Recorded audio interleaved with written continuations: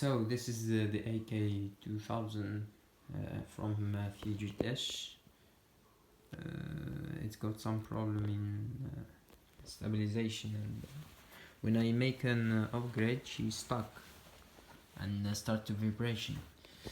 I tried to fix it and I open it, I open even that. I found one diode, but I didn't touch it because I really find the problem in the wires. I test this, the wire. He was here. If you see, was coming from here to the first motor, which is that one. When I test here the purple one, I find that there is nothing. I mean no voltage. And when I open it, I find that it cuts. So, and this is the mechanism that they use to make the wire turn without cutting off. As you see, there is I will try to show you what it is.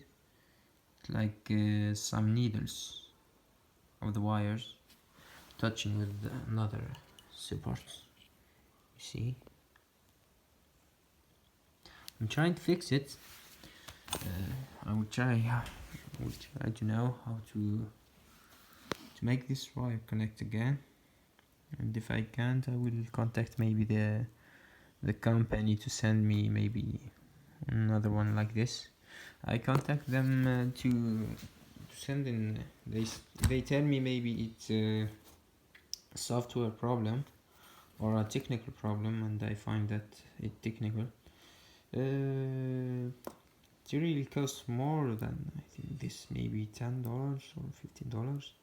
If I send it, maybe it's gonna cost me maybe $100, and I take the risk and I open it. As you see, this is the parts of the first motor. Just I have some tip. When you open this, you want to find one screw here, and you need to open this 4 screw, because there is 3 holding this cover. They're holding here and here. When you remove that, you can easily remove the back cover.